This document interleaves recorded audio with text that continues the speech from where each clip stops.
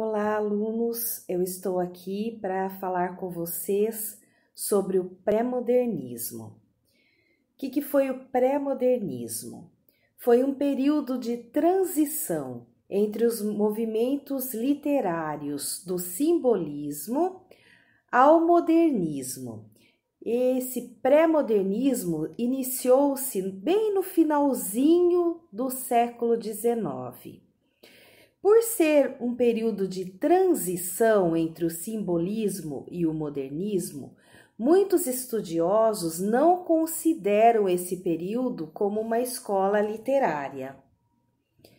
O pré-modernismo caracteriza-se pelas produções que vão desde o início do século XX até a Semana de Arte Moderna, de 1922. Então, ele se iniciou já, começou no finalzinho do século XIX, iniciou-se no início do século XX, 1900, e foi até a Semana de Arte Moderna, que aconteceu em 1922, dando início ao período chamado modernismo.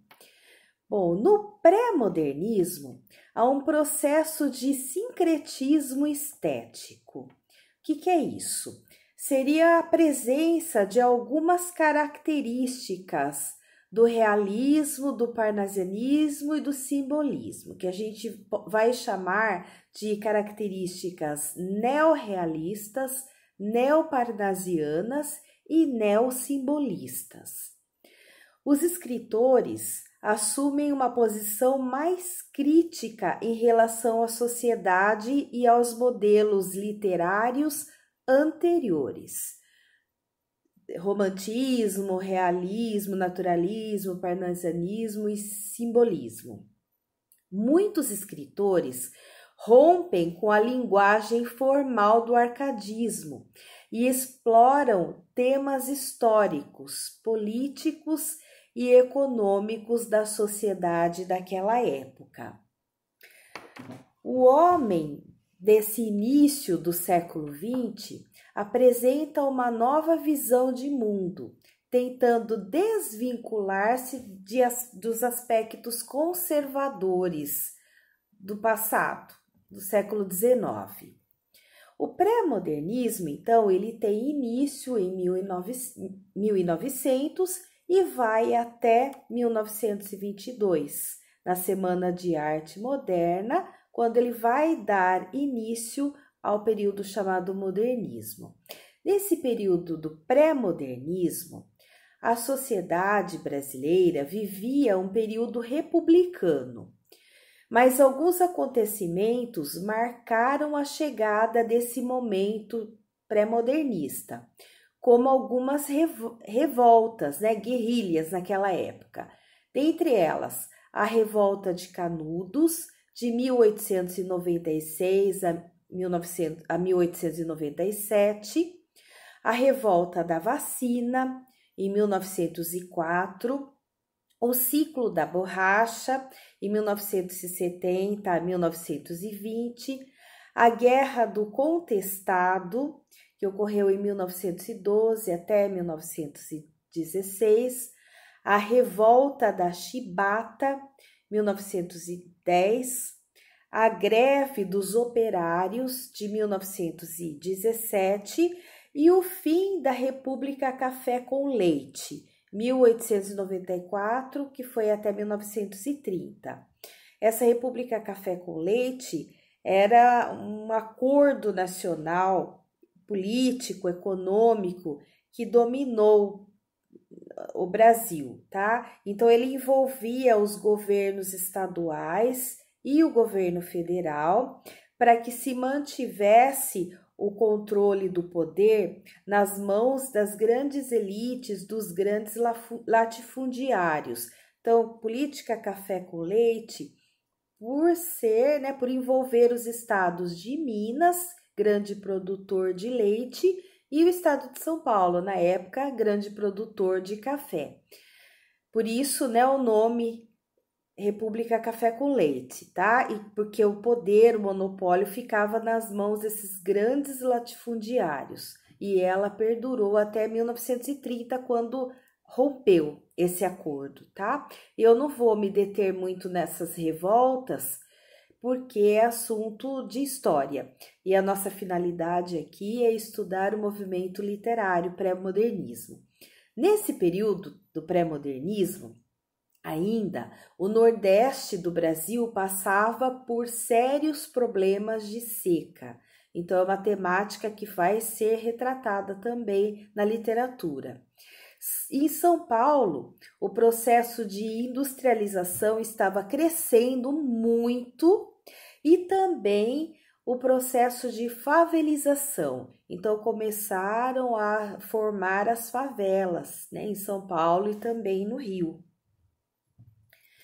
Características do pré-modernismo. Ruptura com o academicismo. O que é isso?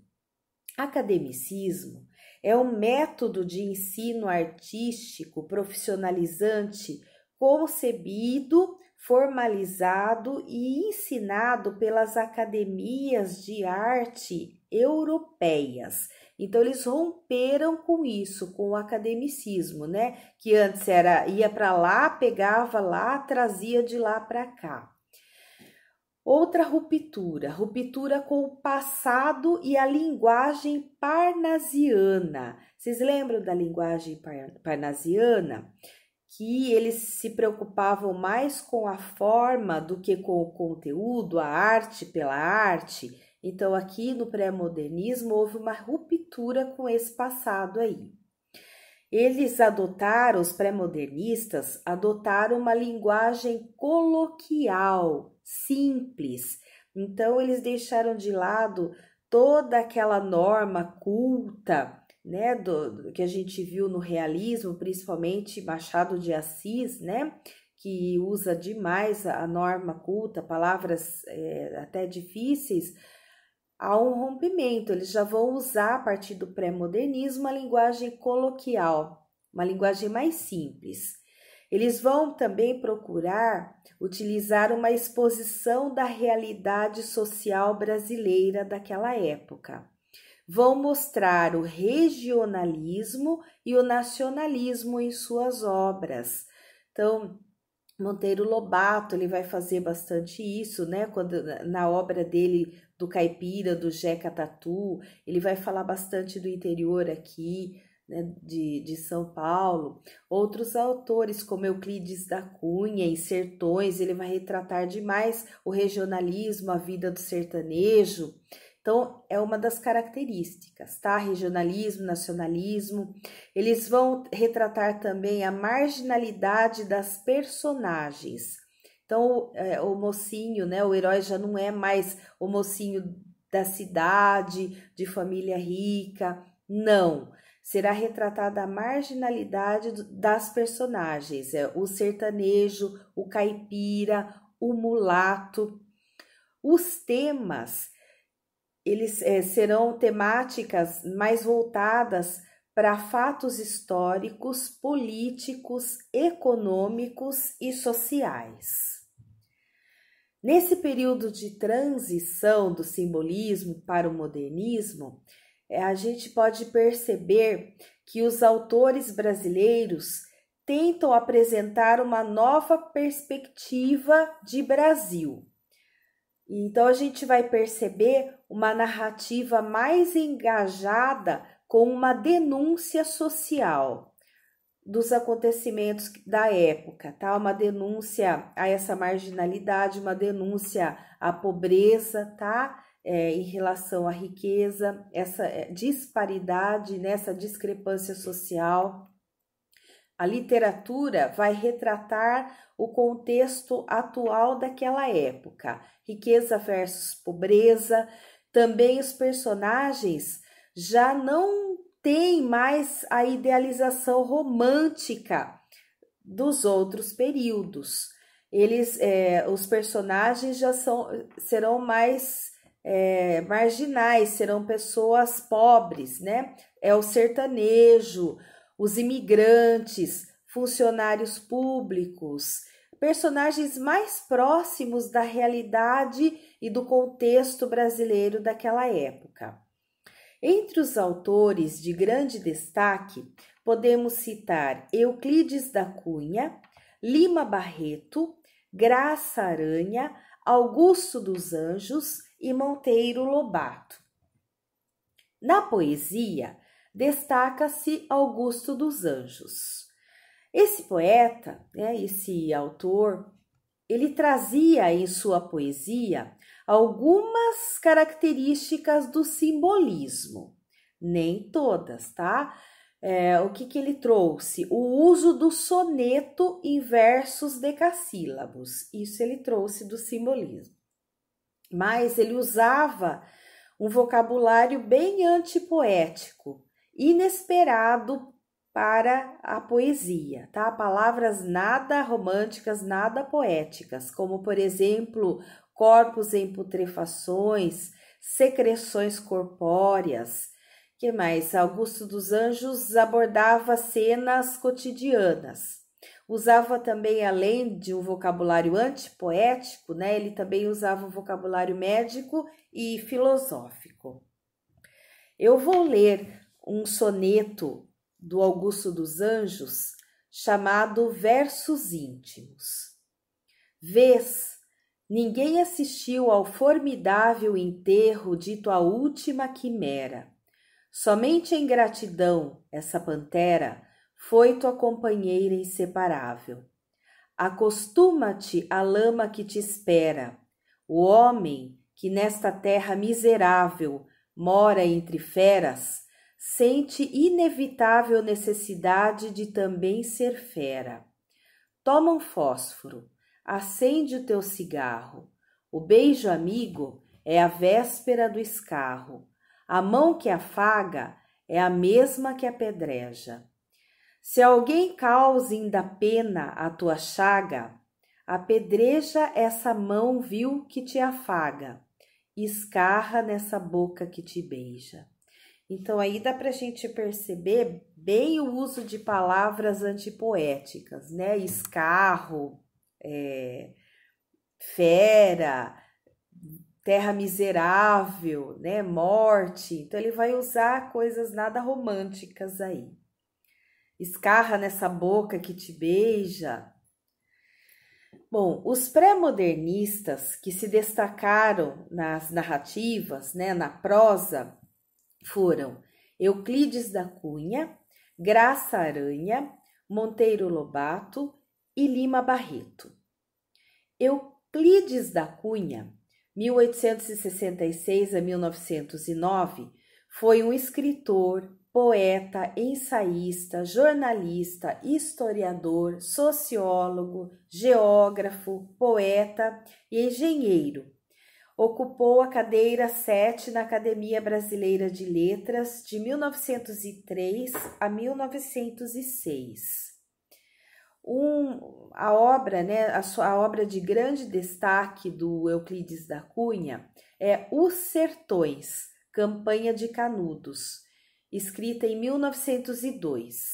Essa obra é dividida em 3 partes: a terra, o homem, a luta.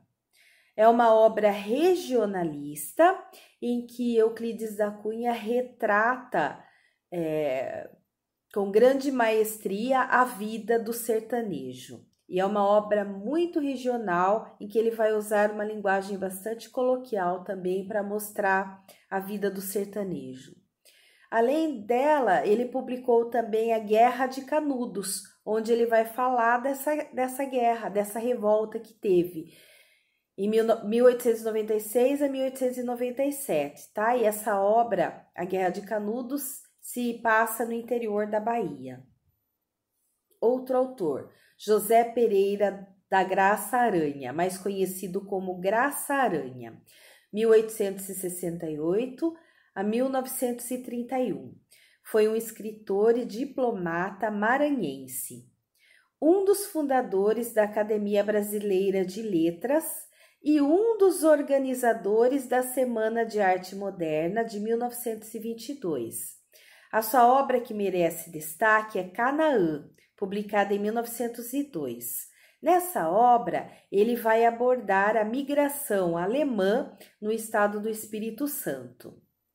Outras obras mais bem conhecidas dele, né, do Graça Aranha, são Malazarte, publicada em 1914, A Estética da Vida, de 1921, e Espírito Moderno, de 1925. José Bento Renato Monteiro Lobato, 1882 a 1948. Foi um escritor, editor, ensaísta e tradutor brasileiro, um dos mais influentes escritores do século XX. Monteiro Lobato ficou muito conhecido por suas obras infantis de caráter educativo, como, né, a mais conhecida, que é a série dos livros do Sítio do Pica-Pau Amarelo, em que ele vai retratar lá a boneca de pano, né, que fala, o Visconde de Sabugosa, Reinações de Narizinho. Mas, né, foi com o seu personagem caipira, Jeca Tatu, né, que era um preguiçoso, que ele retratou, né, mais essa questão regionalista, tá? Ele vai mostrar, vai abordar o abandono e o atraso do Vale do Paraíba e, ao mesmo tempo, vai denunciar os problemas da vida no interior paulista, utilizando uma narrativa descritiva e realista. Então, nessa obra dele, o Jeca Tatu, que a gente vai poder ver com bastante clareza mesmo o regionalismo. Em 1918, ele publicou Urupês, é uma coletânea regionalista de contos e crônicas. Em 1919, publicou Cidades Mortas, também é um livro de contos que retrata a queda do ciclo do café. Para vocês verem, né, como eles se utilizavam de uma temática mais política da época, né, de fatos sociais que estavam ocorrendo nesse período aí. E, por fim, Afonso Henriques de Lima Barreto, mais conhecido como Lima Barreto, foi escritor e jornalista brasileiro, autor de uma obra crítica veiculada aos temas sociais.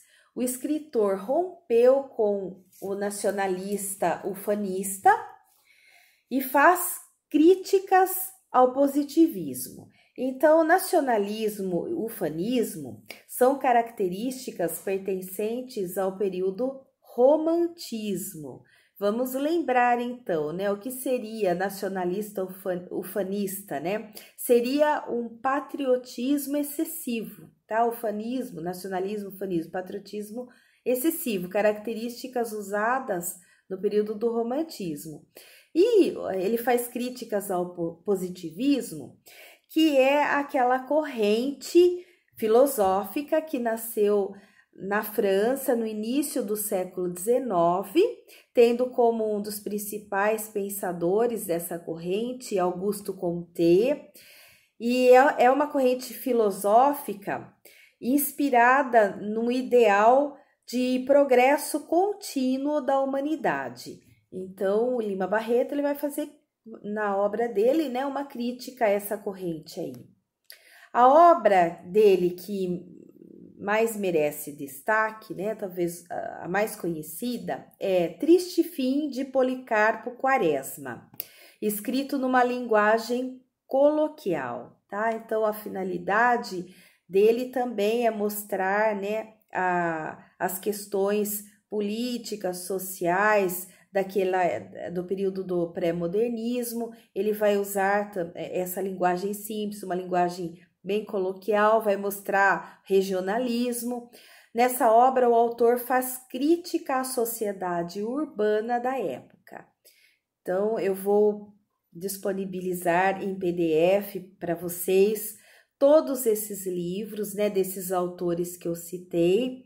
Vale a pena vocês leiam essas obras para vocês conhecerem, entenderem esse período aí, né, que foi muito importante para nós na história e que foi a transição, né, para chegarmos até o modernismo.